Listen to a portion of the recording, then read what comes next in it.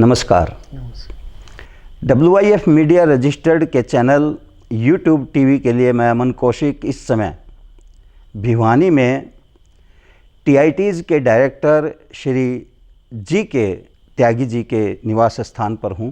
Professor साहब, वैसे तो मुझे आपसे कई बातें करनी हैं, लेकिन मैं सबसे पहले ये जानना चाहूँगा कि आज आपने जो मुकाम हासिल किया है, तो इस मुकाम को हासिल करने में आपको कितनी मेहनत करनी पड़ी और आपने ये मुकाम कैसे पाया?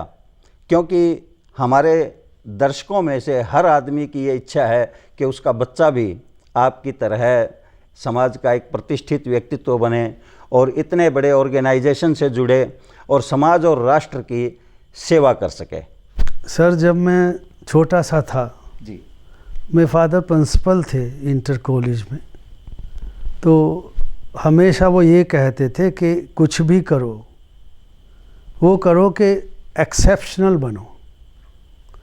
और कई दफ़ा तो इवन मुझे याद है जब शिकायतें होती थी, पीटते थे, वो ये कहते थे कि इवन जो पॉलिश करने वाला भी होता है उसको भी एक्सपर्टाइज होते है, उसके पास ही रश होता है। मतलब ये था कि भाई काम करो। मैं गांव में पढ़ा और मैं थ्रू आउट टॉप रैंकिंग रहा, तो वहाँ से लगा कि बिना काम के कुछ नहीं होता। तो मैं BSc का भी मेरा थ्रू आउट फर्स्ट क्लास थी, high school, inter, BSc, BTech, MTech। तो मैं फिर यहाँ इस इंजीनियरिंग TIT में MTech करने आया। मैं पहले मिल में काम किया, ग्वालियर GIS शूटिंग्स में जी। जब यहाँ आया तो मुझे बहुत सहयोग मिला अपने प्रोफेसर्स का और डायरेक्टर सर का। और सबसे बड़ी चीज़, मैं एक दफ़ा रुड़की गया 84 में, तो उस टाइम रुड़की IIT नहीं होता था, रुड़की यूनिवर्सिटी थी जी। तो उस टाइम में MTech था। मैंने देखा कि दुनिया तो बहुत आगे निकल गई। उस टाइम MTech बहुत बड़ी क्वालिफ़िकेशन होती थी, टेक्सटाइल में PhD नहीं होती थी जी। तो मैंने सोचा हम तो बहुत पीछे हैं। तो मैंने यहाँ के अपने सर को रिक्वेस्ट की कि सर मैं भी करना चाहता हूँ। उन्होंने बड़ा सहयोग दिया और TIT को फिर 87-86 में डॉक्टरल सेंटर डिक्लेयर किया गया। ओके। तो यूनिवर्सिटी में फिर आई, यूनिवर्सिटी की विज़िट आई, परमिशन मिली और यहाँ का मैं फर्स्ट PhD हूँ टेक्सटाइल्स में।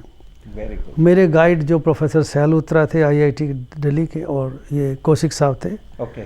मुझे बहुत फैसिलिटीज़, मतलब बहुत एनकरेजमेंट मिला। ओके। छुट्टियाँ नहीं होती थी, वो कहते थे कि तुम जानो, बस कॉलेज को देखना। पर मुझे मैनेजमेंट का, अथॉरिटीज़ का बहुत सहयोग मिला। जी। फैमिली में मेरी वाइफ है, मेरी बच्ची छोटी थी, बहुत सहयोग मिला। पर मैंने एक बात देखी है कि सहयोग के साथ साथ आपको ही आगे बढ़ना होता है और उसके ज़रूरी है आप उनको देखो जो आपसे आगे हैं। जी। अगर आप आगे देखेंगे तो आपको आगे बढ़ने का पता, अदरवाइज़ हम अपने आप को ही बड़ा समझते रहते हैं। तो तब हमें पता हुआ कि हम दुनिया बहुत आगे निकल गई, हम तो बहुत पीछे हैं।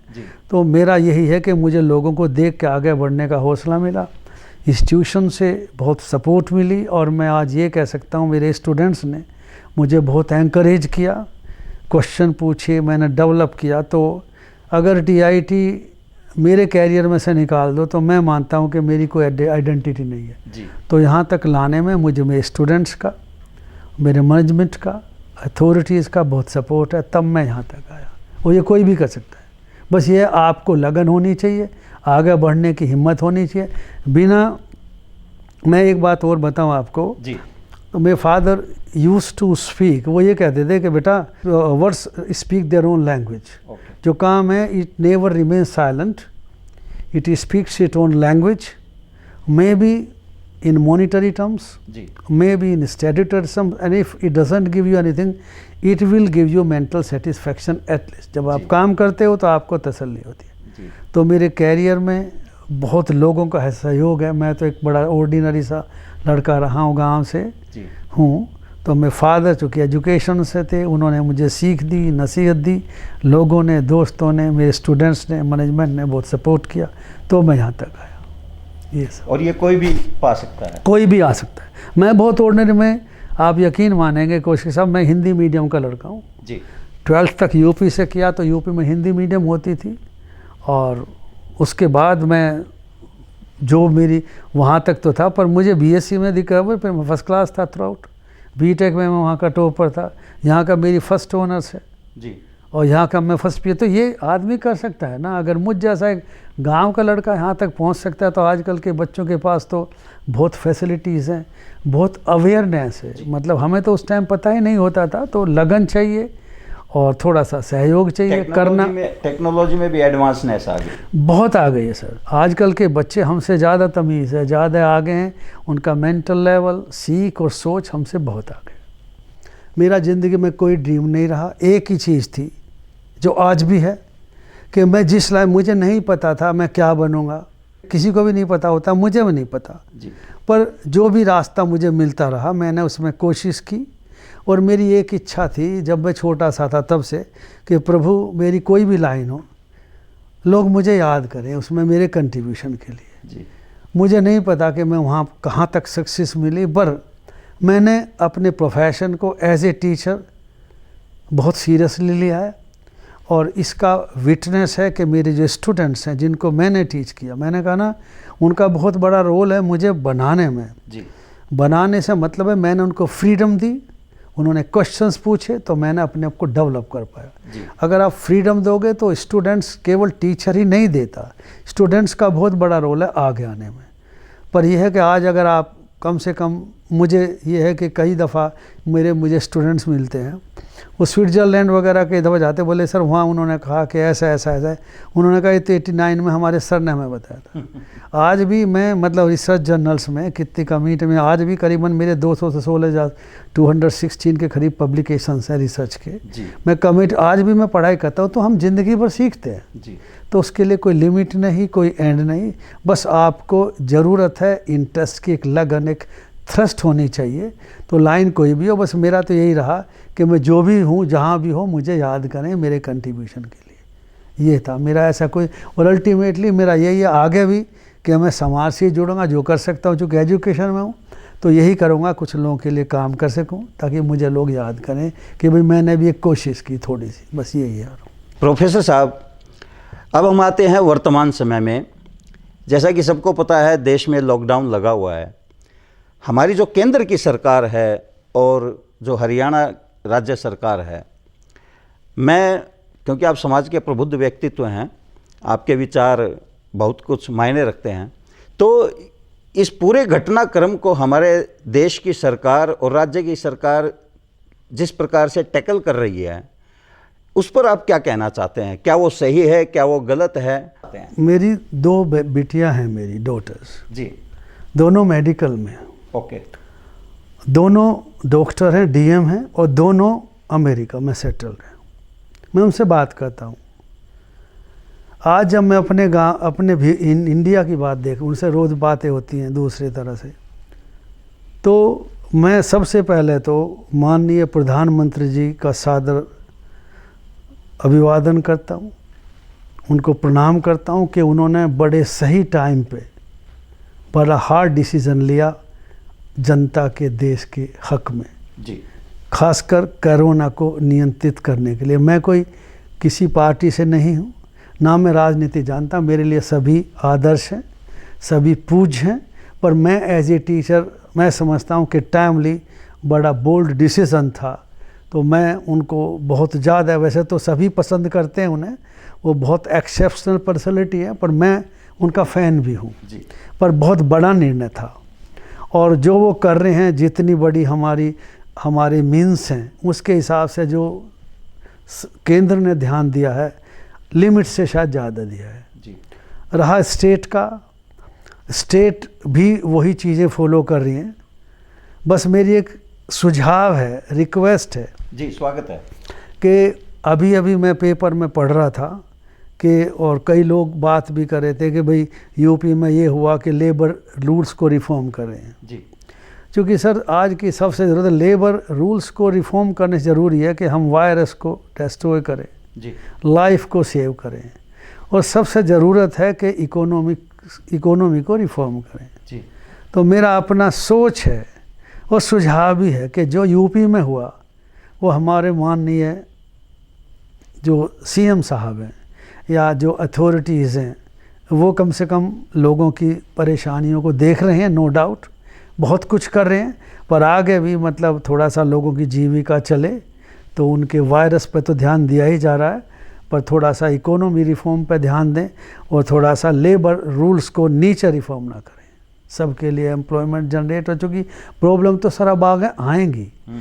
तो ये मेरा थोड़ा सा सोच है इस बारे में। तो जी जी प्रोफेसर साहब, वर्तमान समय में लॉकडाउन के कारण अपना इंस्टीट्यूट भी बंद है, तो इस इंस्टीट्यूशन में जो बच्चे पढ़ते हैं उनके भविष्य में किस प्रकार से उनको दिक्कतें न आएँ, उनका कोर्स भी पूरा हो और वो अपने मुकाम को हासिल कर सकें, लक्ष्य को पा सकें, तो इसके बारे में कोई प्लानिंग तैयार की गई हो तो हमारे दर्शक जानना चाहते हैं। जब सब प्रधानमंत्री जी का फर्स्ट संबोधन आया था, फर्स्ट पब्लिक एड्रेस था उनका, तो हम ये समझ रहे थे कि शायद ये 2-4 दिन के लिए ही होगा जी। अंदाज़ा तो था, but I talk to my daughter in Chicago okay. And उसने कहा कि पापा आप मोदी सर को जानते हो, यहाँ इन्होंने ध्यान नहीं दिया, बर्बाद हो गए, ये बढ़ेगा, लंबा चलेगा जी। तो वहाँ से मुझे, मेरी वाइफ भी, शी इज़ एमफिल PhD है, ओके। उनसे भी बात, ये रोज़ मुझे बात करती थी क्या करें, मैं कब ऐसा ऐसा, जब उसने बताया तो हमने इमीडिएटली स्टेप्स लिए। ओके। हमारे करीबन सर 75 कोर्सेज तो चूँकि मई में ख़त्म हो जाता है, मई में तो बल्कि एग्ज़ाम हो जाते हैं हमारे शुरू, तो अप्रैल का ही महीना होता है। तो इमीडिएटली हमने क्या किया कि थोड़ा इंतज़ार किया, और इमीडिएट जब जैसे ही अनाउंसमेंट हुआ उसके बाद हमने अपने सब टीचर्स को इंस्ट्रक्शन दी कि आप जो पेंडिंग है उनके, चूँकि काफ़ी बच्चे हमारे बेल्ट गांव से हैं, रूरल बेल्ट से हैं, वहाँ नेट फैसिलिटी नहीं है, आप अभी एक काम करो, कॉलेज वेबसाइट पे आप अपने नोट्स को स्कैन करके पेंडिंग नोट्स को डाल दो जी। इमीडिएटली हमने वो नोट्स वेबसाइट पर डलवाए सर। उसके बाद फिर थोड़ा जब बढ़ा तो उससे ये हुआ कि हमने फिर उनसे कहा कि आप डिलीवरी शुरू करिए जी। तो कुछ लोगों ने अपने यूट्यूब पे लेक्चर्स डाले, कुछ ने व्हाट्सएप पे शुरू किए, और फिर जब दोबारा बढ़ा तो हमने ऑनलाइन क्लासेस शुरू कर दी, ऑफिशियली ऑर्डिनेंस दिया, I made the online classes in all subjects mandatory, compulsory है उनका। फिर आप हमारी कॉलेज की वेबसाइट खोल कर देख सकते हैं, लड़कों को मैसेज कराए गए, हर क्लास का, हर सेमेस्टर का शेड्यूल बनाया, टाइम टेबल कि कौन आदमी कितने बजे क्लास लेगा, वो टाइम टेबल TIT वेबसाइट्स पर ऑनलाइन क्लासेस शेड्यूल के हिसाब से लगे। जैसे मंडे है, मैं क्लास लेता हूँ फाइनल BTech की, वो 2 बजे से मेरी क्लास होती है। ओके। सुबह लेता था, पर सुबह मुझे ऑफिस वर्क ज़्यादा होता है तो मैं 2 बजे लेता हूँ। हर आदमी का अपना शेड्यूल है, तो हम regularly upload WhatsApp, Zoom, Microsoft team, जो भी जिसके पास अवेलेबल है, हम सारी ऑनलाइन क्लासेस ले रहे हैं। बाकी वेरियस मोड्स के थ्रू स्टूडेंट टीचर्स को इंस्ट्रक्शन दे रखी है, they are addressing students grievances, students problem. तो ऑलरेडी हमने बहुत पहले ही उसी टाइम ये स्टेप्स ले लिए थे। प्रोफेसर साहब, आप समाज के उस वर्ग से जुड़े हुए हैं जिसको गुरुजी की संज्ञा दी जाती है, सभी आदर मान सम्मान से देखते हैं। वर्तमान समय में जो ये कोरोना वायरस के कारण हालात जो पैदा हुए हैं, इसके पीछे आप प्रकृति की या इंसान की किस एक्टिविटी को मानते हैं?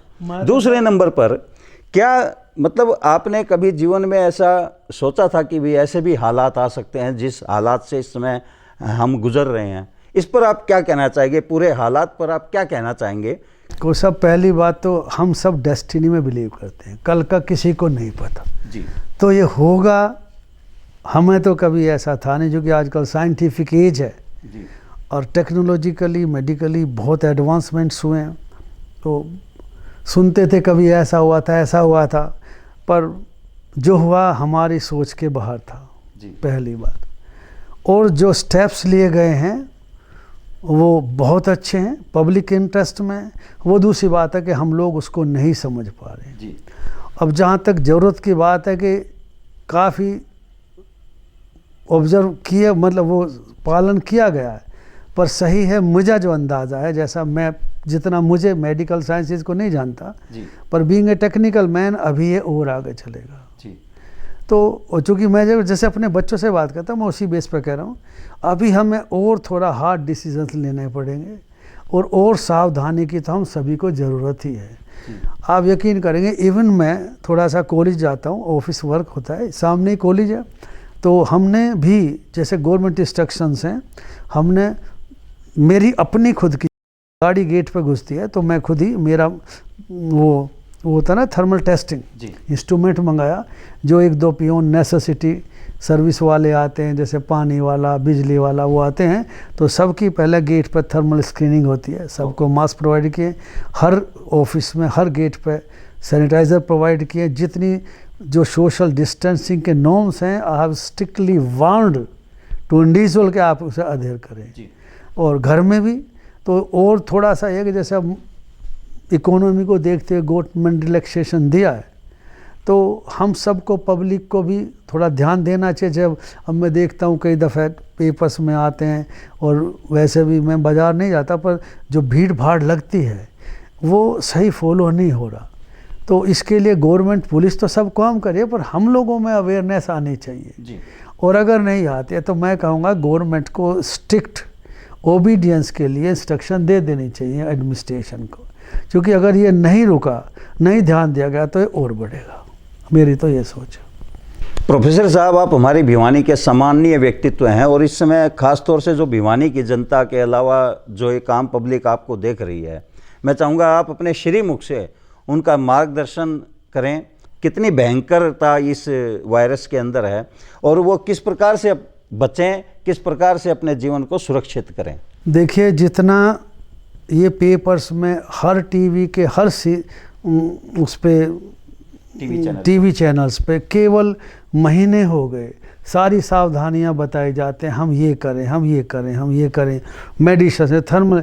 मेरा तो यही है कि जो नॉर्म्स हैं हम उनको फॉलो करें, क्योंकि कई दफ़ा ये भी सुनने को आ रहा है कि ये सिम्टम्स मतलब बाहर नहीं आते, पता भी नहीं पड़ता। तो सबसे ज़रूरी तो आज जैसे ये आरोग्य ऐप लगाया, ऐप गवर्नमेंट ने दिया, ये सारी चीज़ें जो बनाई हैं रूल्स के हिसाब से। मैंने खुद आरोग्य सेतु डाला हुआ है, मैं उसको डेली देखता हूँ जी। आप मेरा मोबाइल चेक कर सकते हो। तो ये सारी जो नॉर्म्स बताए गए हैं कि चलो आज आदमी के पास सैनिटाइज़र नहीं होता, साबुन तो होता है, मास्क तो होता है, और सबसे बड़ा मार्केट में जो डिस्टेंस से हम जाते हैं तो हमें पता होना चाहिए खुद कि भाई अगर एक आदमी आगे सामान ले रहा, हमें खुद है। ये ज़रूरी नहीं है पेपरों में दिखाया जाता है कि दुकान वाला आपको सर्कल में खड़ा करे, जब तक हम सबको सब पता है हमें क्या करना चाहिए। इतना 1-1.5 आज भी चैनल्स पे खूब डिस्कशन आता है, डॉक्टर्स के सजेशंस आते हैं, एडवाइज़र रहती हैं, गवर्नमेंट्स की आती हैं, मिनिस्टर्स की आती हैं, लोकल पीपल की आती है, समाज से किसकी नहीं आती। ये बताने वाली चीज़ नहीं है जी। चीज़ ये है कि जब तक हम खुद ध्यान, हम ये सोचेंगे हमें क्या फ़र्क पड़ता है जी, ये जो सोच है ये हमें अपने दिमाग से निकालनी पड़ेगी। और जब तक हमें ऊपर अथॉरिटीज़ का इंडिकेशन नहीं मिलता, हमें उसको 100% पूर्ण रूप से पालन करना चाहिए। पर मैं और बात बता रहा हूँ ना कि मैंने अपनी डॉटर का नाम बताया, उसने मुझे ये कहा कि पापा it will go for more than 6 months। Okay, 6 month तक जाएगा। अब मार्च से लें तो मेरे हिसाब से मार्च, अप्रैल, मई, जून, अगस्त, सितंबर तक जाकर क्लियर होगा। ये अभी तो होना नहीं है, ये क्लियर है सर। अमेरिका ने ध्यान नहीं दिया। मेरी छोटी बिटिया न्यूयॉर्क में है जी, बड़े वाली शिकागो में, छोटे वाली जो न्यूयॉर्क में है वो बता रही थी कि वहाँ ध्यान ही नहीं दिया गया, मतलब बढ़ गए। अब वो खोलना चाहते हैं तो उन्होंने मतलब जो वहाँ के गवर्नर उन्होंने कहा भाई मैं नहीं खोल रहा। तो बहुत डेथ हुई न्यूयॉर्क में, पढ़ते भी। उसका कारण ये था कि वहाँ पे एडवाइजरी कोई इशू नहीं कही गई और ओबीडियंस ही नहीं थी, फॉलोअप नहीं किया गया। तो गवर्नमेंट तो कोशिश करे, चाहे स्टेट लेवल पे चाहे सेंट्रल लेवल पे, पर हमारी भी तो जिम्मेदारी हो रही है ना कि हम कितना ध्यान देते हैं जी। ये तो इससे पहले कि जब हमें दिखाई नहीं दिया हम यही तो सोचे कि हम बीमार नहीं होंगे। तो अगर थोड़ा सा भी सिम्टम है तो डॉक्टर्स की हेल्प लें, बताएं, ताकि टाइम से ट्रीटमेंट हो सके जी। प्रोफेसर साहब, यदि हम लोकल एडमिनिस्ट्रेशन की बात करें तो आपको, आपके इंस्टीट्यूट को, और जैसा कि आप देखते हैं क्या वो मतलब शहर को ठीक प्रकार से चला पा रहे हैं, जो उनको करना चाहिए वो कर पा रहे हैं? और यदि आपका कोई आइडिया हो तो हमारे भिवानी का जो शासन प्रशासन है कृपया उनका मार्गदर्शन भी करें। सर मैं घर ही था अभी जब ये लॉकडाउन डिक्लेयर हो गया था जी। मुझे बड़े साहब हैं कोई हमारे भिवानी के ही हैं, प्रदीप सर, अच्छा जी। उनका फ़ोन आया कि त्यागी सर आप हमें अपनी मैस में खाना बनवा दो। हमारी मैस बंद हो चुकी थी, लड़के नहीं थे, सर्वेंट्स भी भागे थे, पर जब उन्होंने कहा तो मुझे लगा कि हम कुछ कर सकते हैं क्या। जी। तो मैंने अपने मैस मैनेजर को फ़ोन किया कि तुम्हारे पास कितने नौकर हैं। बोले सर 2-4। मैं कैसे भी सबको बुलाओ। तो मैंने उनसे बात कर उनको रिवर्ट किया कि सर हम जो हो सकता करेंगे। हमने अपनी किचन दी, 8-10 आदमी जो हमारे थे, कुक वगैरह, चूँकि सब चले गए थे, बुलाए, सारा कुछ उन्होंने प्रोवाइड किया। पर हम तभी से पहले तो उन्होंने कहा 500, 1000, फिर करीबन जैसा मुझे बताया गया 2-3 हज़ार आदमियों का खाना हमारे यहाँ बन रहा है। तो यही दे सकते, वो जिस रूप में हम सेवा दे सकें। तो मैं डीसी सर को मिला था एक रोज़, वो आए थे इंस्पेक्शन करने जी। तो मेरा नमस्ते भी हुआ था उनसे। वो is a very dynamic man और यंग है, और मैंने जो उनको देखा इज़ ए सुलझे हुए आदमी है जी। जो कर रहे हैं। उनके में इंस्ट्रक्शंस आते हैं पेपर में, पेपर तो मैं पढ़ता ही हूँ, पर मेरी एक रिक्वेस्ट है उसे, I am none to advice, मतलब none to instruct, I am here to just सुझाव दे सकता हूँ कि इतनी एफर्ट्स की वजह से दुकानें खुली। मैं अभी परसों पर दिन मंदिर गया दोपहर को 12 बजे से पहले, बाहर से हाथ जोड़ के आया जोगी वाले, दुनिया भर के लोग खड़े थे बाज़ार में। तो वो अभी जो सोशल डिस्टेंसिंग है ना, वो फॉलो नहीं हो रही है दुकानों पे, बाज़ार टाइम पे। पुलिस भी अपना काम कर रही है, मेडिकल प्रोफेशनल्स भी कर रहे हैं, दुकान वाले भी कर रहे हैं कुछ लोग। तो मैं ये चाहता हूँ कि वो इसका सख्ती से पालन करें, अदरवाइज़ ये जितनी कुछ भी एक्सरसाइज हुई हैं ये सारी फ्रूटाइल हो जाएंगी। तो मेरा तो एक उनसे यही सुझाव है कि वो और थोड़ा पावर्स दें, पुलिस को जिम्मेदारियाँ कर रही हैं पर थोड़ा और स्ट्रिक्टनेस लाएं, ताकि लोग नहीं मान रहे हैं। जो मेरा अपनी जो सोच तो यही है। बाकी तो बहुत अच्छा काम कर रहे हैं, हर चीज़ को मैं देखता हूँ, उनके इंस्ट्रक्शंस को, खुद जाके चीज़ों को वॉच करना, इंस्ट्रक्ट करना, देखना, इंस्पेक्शन करना। He is very dynamic man. तो मैं मिला हूँ उनको। बाकी ये है कि थोड़ा चीज़ों को स्ट्रिक्टली फॉलो करवाएं, ये चीज़ है। प्रोफेसर साहब, जिस इंस्टीट्यूशन में कोई व्यक्ति काम करता है तो उसकी ये दिली इच्छा रहती है कि मैं इस इंस्टीट्यूशन को विश्व स्तरीय बनाऊं, कुछ अपने नए आइडिया से इसको और बेहतर करूं। यदि कोई ऐसी योजना हमारे इस इंस्टीट्यूशन के लिए आपकी हो तो मैं चाहूँगा कि कृपया हमारे दर्शकों से वो शेयर करें। अभी सर लास्ट ईयर आपको शायद पता होगा कि इंडिया का बहुत ओल्ड इंस्टीट्यूशन है ये। जी। ये जीडी बाबू थे, उन्होंने पद्मश्री जीडी बाबू जी, उन्होंने इसको 1943 में इंस्टॉल किया, एस्टेब्लिश किया। तो हमने लास्ट ईयर 2019 में प्लेटिनम जुबली बनाई 75 साल की फरवरी में जी। उसमें हमने रिपोर्ट में डिस्क्लोज़ किया था, जब हम रिपोर्ट बोल रहे थे ऑडियंस के बीच में जी, तो उस टाइम हमने कहा था कि हम कुछ कोर्स लाएंगे नए। ओके। वो कोर्सेज होंगे, चूँकि अभी हमारे यहाँ 6-7 डिसिप्लिन है, 7 इंजीनियरिंग कोर्सेज हैं, MBA है, इस साल हम BBA ला रहे हैं जुलाई से जी, और PG है, इज़ ए डॉक्टरल इंस्टीट्यूट है। और इंडिया का स्टेट का तो बहुत पुराना है, 43 का है, पर इंडिया का लीडिंग इंस्टीट्यूट है जी। तो अभी जो प्लानिंग है ये कि हम कुछ कोर्सेज नैनो टेक्नोलॉजी और साइबर फोरेंसिक जेनेटिक्स वगैरह पे नए कोर्सेज लाएंगे जी। कुछ अभी हमने किए हैं 4-5 चेकोस्लोवाकिया वगैरह से, मैनचेस्टर से किए। कुछ हम फॉरेन यूनिवर्सिटीज़ के साथ कोलिब्रेट करेंगे कि ये देखें कि वहाँ क्या हो रहा है, उन चीज़ों को यहाँ लाएं। और लास्टली मेरा तो एक ही ड्रीम है कि ये कॉलेज एक डीम्ड यूनिवर्सिटी बने जी, इटसेल्फ, तो ताकि ये और आगे आए। पहले हमारे जो एडमिशन्स थे वो ऑल इंडिया बेसिस पे होते थे, अब कुछ रीजन है कि भाई हमें इतने % लेना है।